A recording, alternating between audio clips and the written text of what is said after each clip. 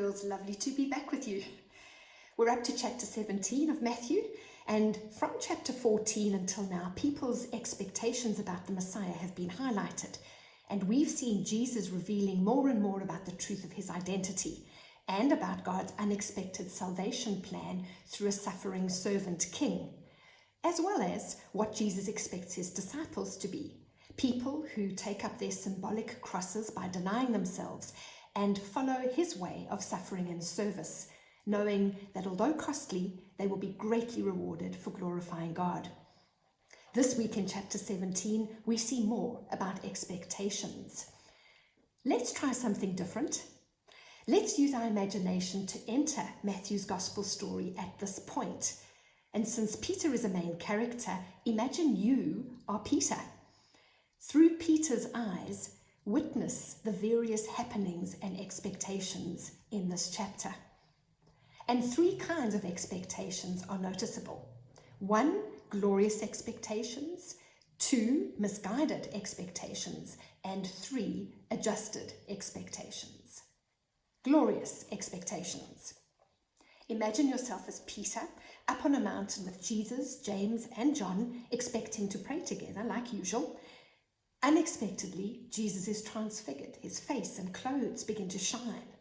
And then Moses and Elijah appear, 2 of Israel's great heroes, representing the law and prophets. Their presence validates that Jesus is the Messiah, who is fulfilling the law and the prophets as predicted. And you hear them talking to Jesus. What an encouragement and assurance for him that he is fully in God's will, that his pathway to the cross really is God's way of victory. Suddenly a bright cloud overshadows you and God's voice booms out. The Father reinforces that Jesus is his beloved Son with whom he's well pleased and who is fulfilling the glorious expectations of him. What an unexpected occurrence, and what a foretaste of the glorious future. You get to see the suffering servant Jesus as the glorious resurrected Messiah.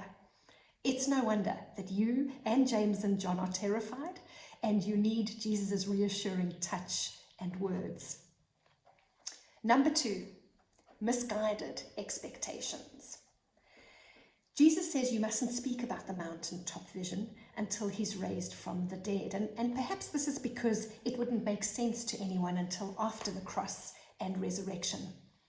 But it's obvious you still haven't quite understood or perhaps accepted that Jesus' murder and resurrection are a reality about him as Messiah. And this is evident a bit later in Galilee when he speaks about this again to you and the other disciples, and you're all greatly distressed.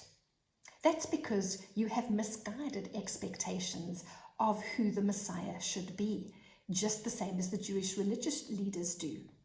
All of you have preconceived ideas that the Messiah should be a powerful military man, and what he should do, save Israel from Roman occupation and rule as the king now.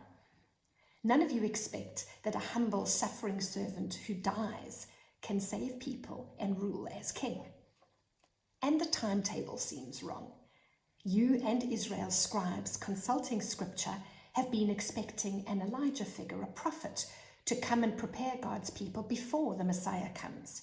So you're puzzled that Elijah's just showed up in the vision on the mountain after Jesus is already here. How come?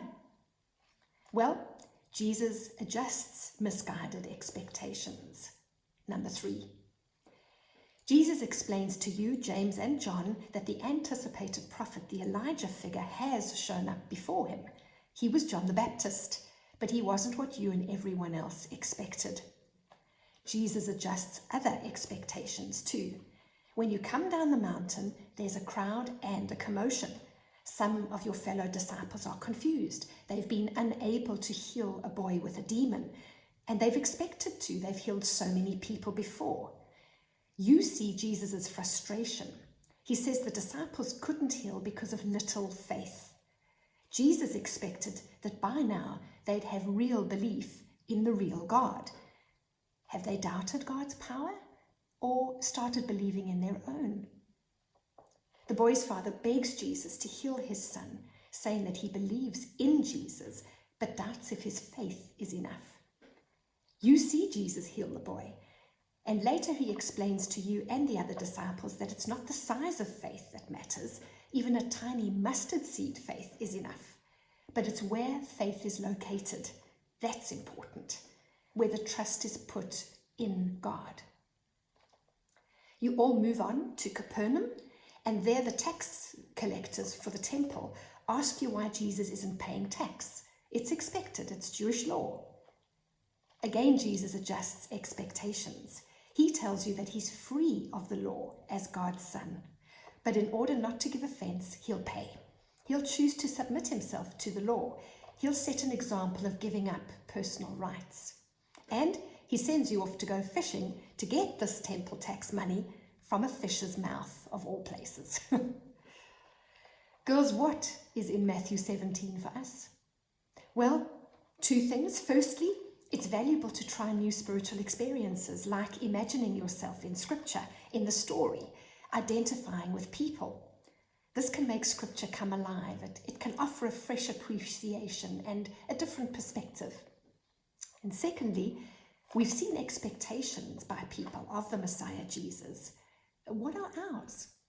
Do we have preconceived ideas about who he is, we want him to be, or how we think he should act in our lives, or even about what it means to follow as his disciples? Does this need to be adjusted? Are we confused about him and his kingdom? This week, let's ask God, by the power of his Spirit, to give us his glorious revelation of truth and a deeper trust in Jesus.